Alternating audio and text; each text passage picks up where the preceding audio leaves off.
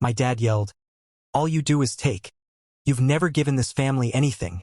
His words hit me like a slap in the cold morning air, echoing off the kitchen walls where the smell of burnt coffee lingered from breakfast. I stood there, frozen, my hand still clutching the dish towel, feeling the rough fabric against my palms as tears blurred my vision. How could he say that? After everything I'd done, everything I'd sacrificed? But in that moment, I didn't fight back. I just nodded, swallowed the lump in my throat, and walked out the door, the screen slamming behind me like a final punctuation. Before that day, life in our small house on Elm Street felt like a worn-in quilt. Comfortable, predictable, with just enough frayed edges to remind you it wasn't perfect. I'm Sarah, 28 years old, the middle child in a family of 5. Dad worked long hours at the factory, coming home with grease-stained hands and a tired smile that lit up when Mom handed him his favorite mug of black tea. Mom was the heart of it all, fluttering around the kitchen in her faded apron, humming old hymns while she baked apple pies that filled the air with cinnamon warmth. My older brother, Tom, had moved out years ago, chasing dreams in the city, but he called every Sunday, his voice crackling over the line like he was right there. And little sister Emma, still in high school, with her infectious laugh and messy ponytail, always dragging me into her teen dramas over late-night ice cream. I'd stayed home after college, taking a job at the local library to help with the bills. Mornings started with Dad's gruff "good morning" as he ruffled my hair, Mom's soft kiss on the cheek, and Emma's playful nudge for the last piece of toast.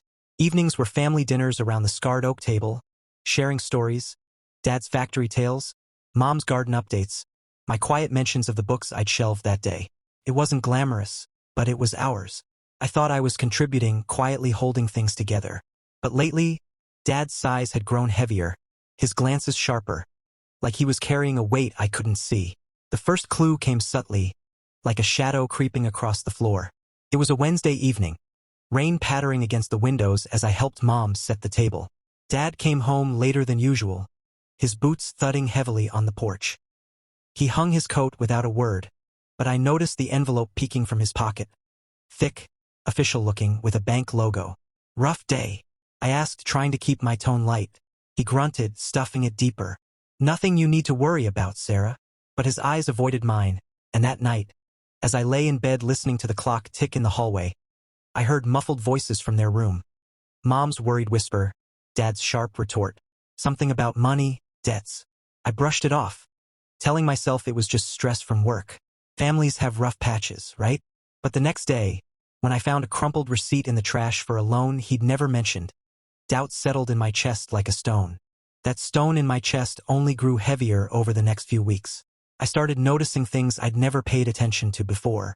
Dad stopped asking me how my day went at the library. When I offered to pick up groceries after work, he'd wave me off with a curt, "We're fine." Mom's smile became thinner, the kind that doesn't reach her eyes, and she began cooking smaller portions, like she was stretching every dollar. Emma noticed too. She'd whisper to me in the hallway, "Why is Dad so mad all the time?" I'd shrug, force a laugh, tell her it was just work stress.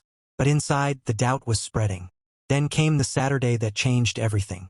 I was in the basement doing laundry, the familiar hum of the old washing machine filling the damp air, when I heard Dad's voice upstairs. Low, urgent, on the phone. The words drifted down through the floorboards like smoke. "I know it's a lot, but the medical bills are piling up. The factory cut my hours again. No, she doesn't know. I can't tell her. Sarah's already doing too much." My hands froze on a damp towel. Medical bills? Whose? I crept up the stairs quietly, heart hammering, and stood just outside the kitchen door. Dad was leaning against the counter, shoulders hunched, phone pressed to his ear. "I borrowed from the home equity line last year. Thought I could pay it back before interest ate us alive. But now the payments. I'm behind 3 months. They're talking foreclosure." The phone slipped a little in his hand. I could hear the tinny voice on the other end. Probably his brother, Uncle Ray. But Dad just kept talking, voice cracking in a way I'd never heard. "I told her I was saving for Emma's college. She believed me. Every time she handed me her paycheck to help with the mortgage, I put it toward the loan instead. God forgive me. All she does is give, and I've been taking everything." I felt the floor tilt beneath me. My paychecks, the ones I'd proudly handed over every 2 weeks, thinking I was keeping the lights on, keeping us together, had been vanishing into a secret debt I never knew existed. Not for college. Not for emergencies. For something he'd hidden from all of us. I stepped into the doorway. The phone call ended abruptly. Dad turned, face pale, eyes wide like a man caught stealing from his own child. "Sarah, you've been lying to me," I said quietly. My voice didn't shake.